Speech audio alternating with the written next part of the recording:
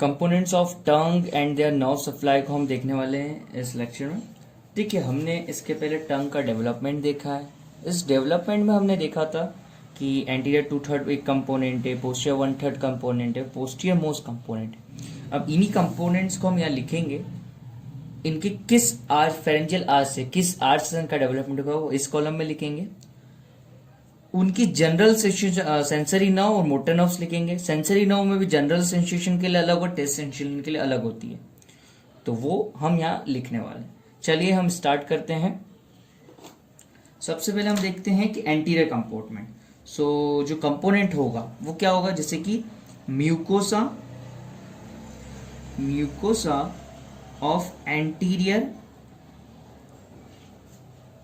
2/3।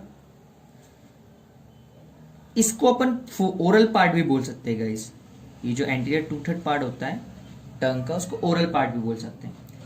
तो mucosa of anterior 2/3 epithelium plus connective tissue,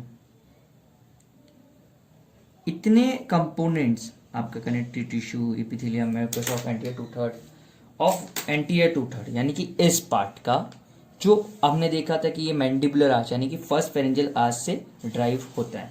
सो क्या लिखेंगे एम्ब्रियोनिक कंपोनेंट में कि फर्स्ट फेरेंजियल आर्च से ये आता है, फर्स्ट फेरेंजियल आर्च इसे बनाती है। ठीक है, चलिए हम इनकी नर्व्स को समझते हैं कि कौन सी नर्व सप्लाई करेगी और कौन सी नहीं करेगी। देखिए, अगर बात करें तो फर्स्ट फेरेंजियल आर्च की, तो उसमें जो मैंडिबुलर नर्व होती है मेनली वो सप्लाई करती है। मैंडिबुलर नर्व की भी कौन सी ब्रांच, लिंगुअल ब्रांच। तो अब एक डाउट और होगा कि वो जनरल सेंसेशन ले जाती है, टेस्ट सेंसेशन। अगर हम सेंसरी नर्व की में ही बात करें, मोटर नर्व तो होगी नहीं। तो ठीक है, हम बताना चाहूंगा आपको कि जो फिफ्थ अपने ट्राइजेमिनल नर्व होती है उसकी mandibular lingual branch is a sensory branch of this component। Actually जितने भी जनरल सेंसेशन होगा वो लिंगुअल ब्रांच जो होगी वो कैरी करके ले जाएगी। ठीक है, तो जो इसका टेस्ट सेंसेशन होगा एंटीरियर 2/3 से, वो कौन कैरी करके ले जाएगा। देखिए, जो टेस्ट सेंसेशन है वो आपकी फेशियल नर्व कैरी करके। फेशियल नर्व की भी कौन सी ब्रांच, फेशियल नर्व की कॉर्डा टिम्पैनी ब्रांच। ठीक है, अब ऐसा क्यों होता है। देखिए, जब मैं आपको एम्ब्रियोलॉजी पूरी बताऊंगा जब आपकी फेरेंजियल आर्चेस की, तो उसमें मैं आपको प्री ट्रिमेटिक नर्व क्या होती है, पोस्ट ट्रिमेटिक क्या होती है, वो सब डिटेल में बताऊंगा।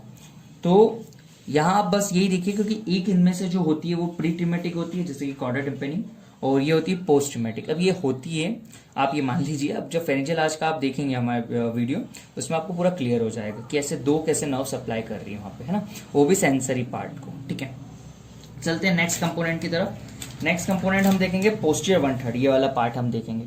अब ये किससे ड्राइव हुआ था, आपको पता है कि 3rd से ड्राइव हुआ था। क्यों, इस वाले पार्ट की बात कर रहा हूं, और जो पोस्टीरियर मोस्ट होगा वो तो 4th से, हमने पूरा डिटेल में देख लिया है। ठीक है, इसको लिखते हैं हम। सो जो म्यूकोसा होगा, म्यूकोसा ऑफ पोस्टीरियर 1/3, और इस पार्ट को क्या बोल सकते हैं अपन, फेरेंजियल पार्ट बोल सकते हैं।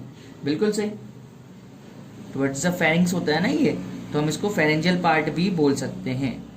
तो ये फेरेंजियल पार्ट, जैसे ये ओरल पार्ट होता है एंटीरियर 2/3, तो ये फेरेंजियल पार्ट हो सकता है। तो प्लस इसकी इपिथेलियम प्लस कनेक्टिव टिश्यू। सो ये कंपोनेंट्स ड्राइव होते हैं 3rd फेरेंजियल आर्च से। नर्व सप्लाई क्या होगी, देखिए गाइस, जो 3rd आर्च की जो नर्व होती है वो होती है glossopharyngeal. 9th nerve glossopharyngeal nerve होती है, वही सेंसरी नर्व होगी इस एरिया की।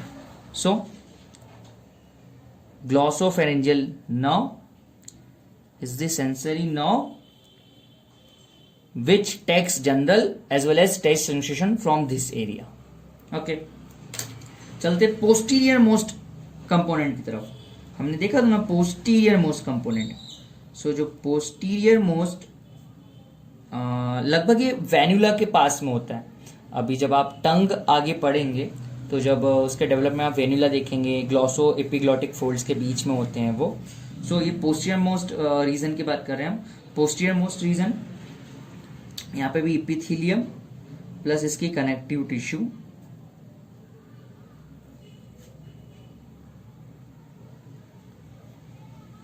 ये सभी ड्राइव होते हैं फोर्थ आर्च से, ठीक है।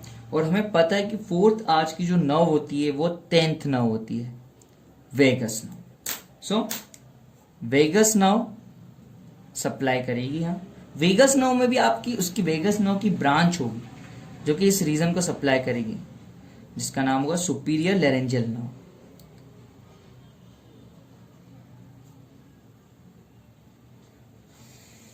हमने यहां तक कंपोनेंट्स देखे हैं टंग के। अब हमें देखना कि मसल्स जो होगी ना टंग की वो कौन सप्लाई करेगी और उसकी नर्व कौन सी होगी। देखिए जितने भी मस्कुलेचर है आपके टंग के, जितने भी मसल्स है, all intrinsic plus all extrinsic except, देखिए एक्सटेंसिक में आपकी एक पैलेटोग्लॉसस होती है ना, वो अभी मैं आगे जो बताने वाला हूं उससे सप्लाई नहीं होगी। So all intrinsic, all extrinsic except palatoglossus.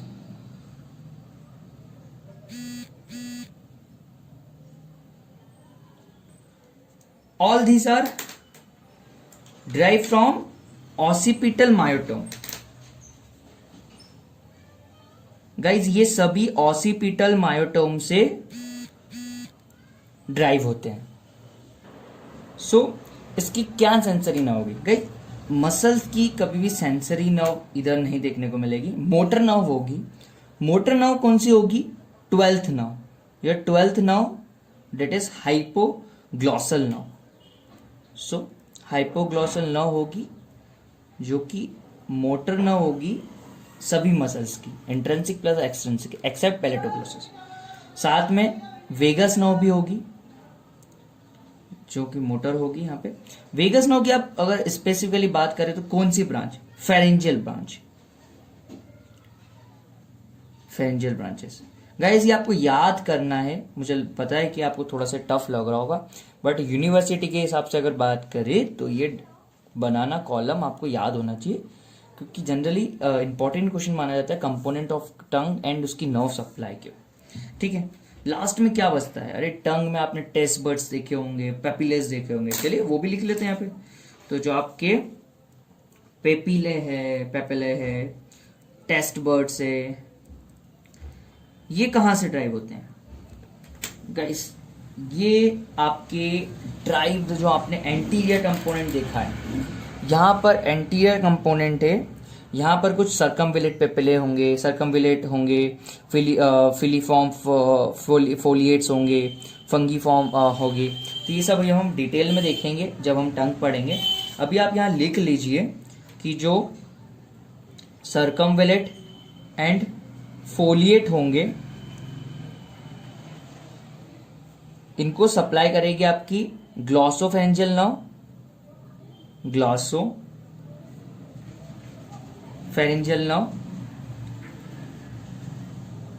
और जो आपके फंगी फॉर्म या फ्यूगी फॉर्म बोलते हैं इसको, फ्यूगी फॉर्म या फंगी फॉर्म एंड फिलीफॉर्म,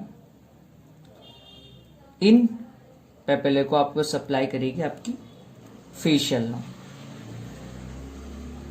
ये कॉलम याद रखिएगा, आगे हम इसको डिटेल में डिस्कस करने वाले हैं। ठीक है गाइस, अभी मैंने आपको ये थर्ड आर्चेस का तो आपको क्लियरली समझ में आएगा, इसका इमेजिन नहीं हो रहा होगा। जब हम टंग वाले वीडियो में देखेंगे, टंग पढ़ेंगे, तो उसमें आपको मैं डिटेल में बताऊंगा। ओके।